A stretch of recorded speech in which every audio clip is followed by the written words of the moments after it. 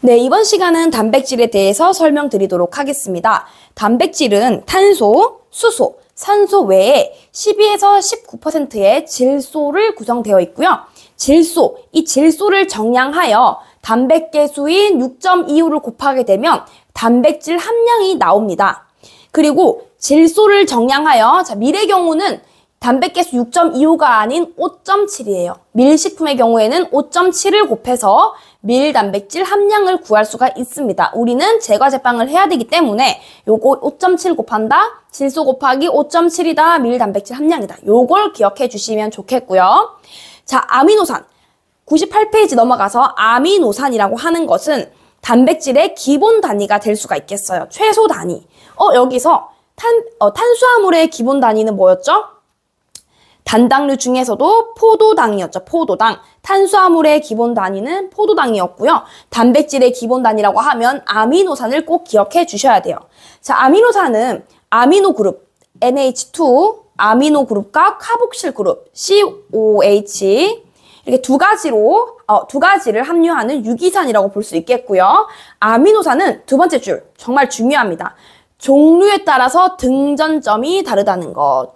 등전점. 종류에 따라서 등전점이 다르다. 별표 치시고 그 밑에 연습 문제 보시면 아미노산 성질에 대한 설명 좀 옳은 것 요거 있죠. 요거를 같이 보시면서 기억해 주시는 게 좋겠어요. 등전점이 다름. 자, 그리고 분류 보시면요. 자, 아미노산은 중성, 산성, 염기성 이렇게 있는데 함황까지 해서 중요한 거 함황입니다. 황을 함유하는 아미노산. 여기서 종류는 시스틴, 시스테인, 메티오닌이 있다는 거. 요게 속한다는 걸 기억해 두시면 좋겠습니다. 자, 그리고 넘어가서 필수 아미노산 기억해 주셔야 되는데 필수 아미노산이라고 하는 것은 우리가 체내에서 합성이 되지 않아서 반드시 음식을 통해서 섭취해야 되는 아미노산으로 종류로는 리신, 류신, 메티오닌, 트립토판, 트레오닌, 이솔루신, 발린, 페닐알라닌 이렇게 8가지가 있어요. 이 8종을 기억해 주시는데 여기서 히스티딘이라고 해서 이거는 유아나 회복기 환자에 필요한 아미노산입니다. 이렇게 해서 9종이라고도 표현을 해요. 그러나 성인 8종에는 이렇게 있다는 거 기억해 놓으시고 그 책에 보시면 리신 옆에 영어 적혀 있죠. 영어까지도 같이 기억을 해주셔야 돼요. 최근 시험에는 그냥 리신, 류신 이렇게 나오는 것보다는 뭐 영어로 메티오닌 뭐 이렇게 영어로 적혀 있는 경우가 있기 때문에 영어도 같이 기억해 두시는 거 잊지 마시고요. 자, 필수 아미노산까지 했으면 그 다음 단백질의 분류로 넘어가서 단백질의 분류로는 단순 단백질, 복합 단백질, 유도 단백질이 있어요. 단순 단백질은 말 그대로 단순히 아미노산만이 생성되는 단백질이고 복합 단백질에는 단순 단백질에 다른 물질이 결합되어 있는 그리고 유도 단백질은 이제 효소나 산, 알칼리 이런 것들에 의해서 부분적인 분해로 얻어지는 분해 산물이라고 볼 수가 있는데요. 요걸 다시 보도록 하겠습니다.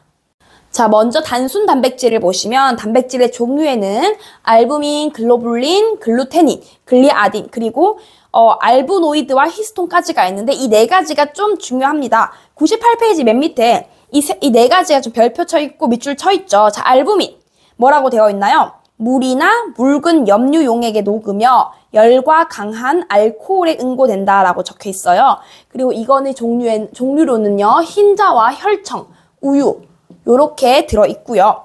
글로불린 같은 경우는 물에는 잘 녹지 않고 묽은 염류 용액에는 녹으며 열에 응고된다라고 되어 있고요. 이거 같은 경우는 달걀, 혈청, 대마씨, 완두 이렇게 되어 있습니다. 자, 글루테닌과 글리아딘이 좀 중요한데요. 이 글루테닌, 글루텔린 이거 같은 말이에요. 자, 글루테닌 같은 경우에는요. 우리가 밀가루 속에 들어있는 단백질입니다. 자, 여기 밑에 밑줄 친 거 보시면 중성 용매에는 불용성, 묽은 산이나 알칼리에는 가용성이며 열에 응고되어 있다. 사실 이거를 구분하기가 외우기가 쉽진 않습니다. 알부민, 글로불린, 글루테닌, 글리아딘에 대한 이런 어디엔 녹고 어디 녹지 않는다는 걸 구분하기가 어렵겠지만 그래도 외워 주셔야 됩니다. 자, 이거 같은 경우는 밀, 곡식의 나달 등에 들어있고 글리아딘 같은 경우에도 밀, 옥수수, 보리에 들어있어요. 자, 글리아딘도 보시면 물의 불용성, 묽은 산이나 알칼리에는 녹고 강한 알코올에 용해된다라고 되어 있는데 이 글루텐인, 글리아딘 좀 알아두셔야 됩니다. 이거에 대한 내용은 제가 그 다음에 다시 설명을 드릴 거예요. 이거 어쨌든 이 두 가지는 밀의 주요 단백질이라는 거, 밀의 주요 단백질이라는 걸 알아놓으시고요. 이 밀의 주요 단백질에 대해서는 제가 이거 끝나고 바로 설명드리도록 하겠습니다. 자, 그리고 복합 단백질을 보시면 복합 단백질은 단백질에 이제 복합적인 무언가가 결합이 되어 있다. 핵, 당, 인, 색소처럼 뭔가가 결합이 되어 있는데 단백질에 핵산이 붙은 거. 이제 우리가 대표적인 거로는 RNA와 DNA가 있습니다. 이거 별표 쳐 있죠? 이거 밑줄 쳐 있죠? 외워 놓으시고요. 이거 같은 경우는 동식물의 세포에 존재되어 있다. 그리고 당단백질이 있고 그 다음에 인단백질 좀 중요합니다. 이 두 가지가 조금 중요해요. 인과 핵.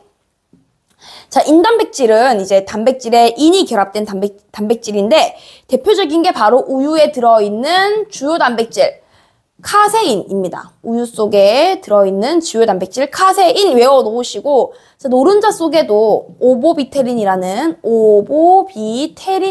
단백질이 있어요. 이 두 가지를 꼭 기억해 놓으시면 좋겠습니다. 자, 색소 단백질에는 우리 헤모글로빈이나 엽록소 같은 그런 거를 결합한 단백질을 말합니다. 자, 넘어가서 유도 단백질. 자, 유도 단백질은 이제 효소나 뭐 빛, 산, 알칼리, 열 이런 것들에 의해서 부분적인 이렇게 분해적으로 얻어지는 제1차 메타프로인, 이게 제1차예요. 1차 메타프로인, 그리고 제2차 프로테오스 이렇게 있는데 자, 메타프로인 같은 경우는 1차 산물로서 변성 단백질이에요. 변성되어서 프로테오스가 됩니다. 그럼 얘 같은 경우는 분해됩니다. 얘가 변성이 되면서 얘가 분해가 되고 그렇게 얻는 게 펩톤입니다. 이렇게 차례대로 이제 분해 산물을 말하는 거예요.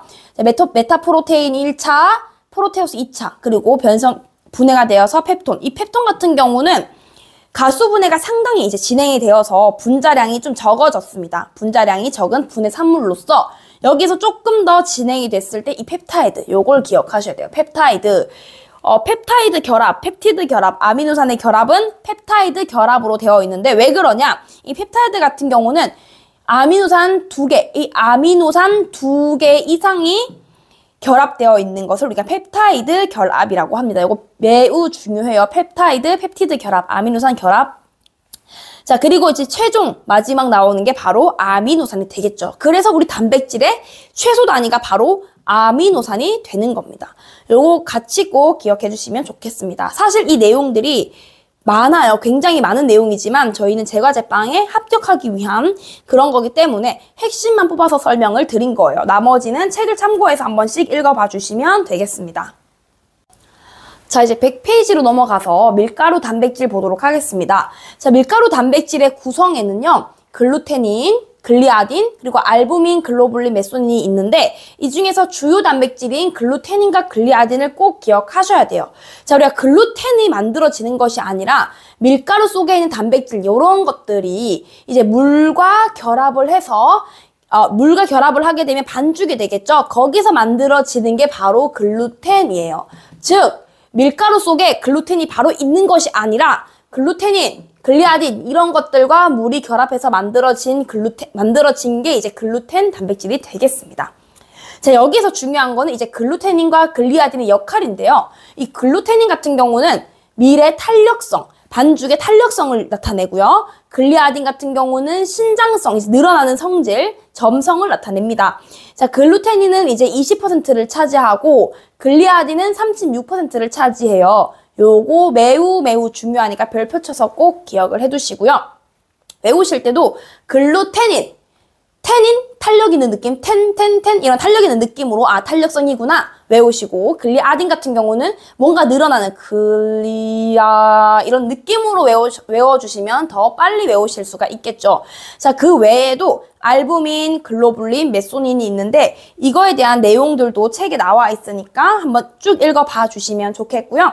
자, 넘어가서 이제 글루텐과 단백질 관계, 요거 좀 중요합니다. 이거 같은 경우는 이제 시험 문제에 수학 문제로도 나옵니다. 수학 같은 느낌으로도 나오고요. 자, 볼게요.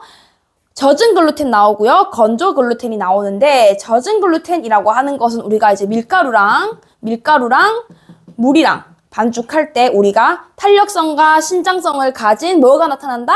글루텐이 생성되죠. 그게 바로 젖은 글루텐입니다. 그럼 건조가 뭐냐? 이거를 그냥 말린 거, 건조시킨 걸 이제 건조 글루텐이라고 하는 거예요. 자, 그러면 이걸 어떻게 구하냐? 젖은 글루텐을 구하는 공식은요. 밀가루 중량, 밀가루가 뭐 50g이면 50g, 100g이면 100g, 이 중량분의 젖은 글루텐의 중량의 함량이 중량을 이제 곱하기 해서 100을 해가지고 나타나는 건데, 예시로 이제 맨 밑에 연습 문제 보시면, 자, 밀가루 50g 속에 18g의 젖은 글루텐을 얻었다면 이 단백질의 함량은 이라고 되어 있죠. 자, 볼게요. 밀가루가 50g. 그럼 여기 50을 대입할 수가 있겠죠. 50분의 젖은 글루텐 중량이 18g이죠. 곱하기 100을 하면 자 36. 그럼 36%가 뭐예요? 젖은 글루텐의 함량이 나오죠. 자, 여기서 중요한 거는 지금 이 묻는 게 이 밀가루의 단백질 함량을 묻는 거예요. 젖은 글루텐의 함량은 이라고 물으면 36%가 정답이 되겠지만 밀가루 단백질의 함량은 이라고 물었으면은 이게 아니라 바로 이겁니다. 즉 건조 글루텐이라고 하는 것은요. 밀가루 단백질이라고 볼 수 있겠습니다. 밀가루 단백질은 건조 글루텐. 자, 그럼 이걸 구하는 공식은 36%, 젖은 글루텐 36%가 나왔죠. 나누기 3을 해서 12%를 얻을 수 있다. 정답은 12%가 밀가루 단백질이 된다라는 내용입니다. 자, 이거는 사실 어려운 게 아닙니다. 함량, 중량 이런 거 헷갈리지 마시고 정확히 공식을 외우셔서 대입을 하시고 이 질문에 묻는 게 어떤 건지, 젖은 글루텐의 함량을 묻는 건지, 밀가루 단백질의 함량을 묻는 건지 정확히 파악해서 문제를 풀어보시면 되겠습니다. 자, 단백질에 대한 내용은 여기까지 하도록 하겠습니다.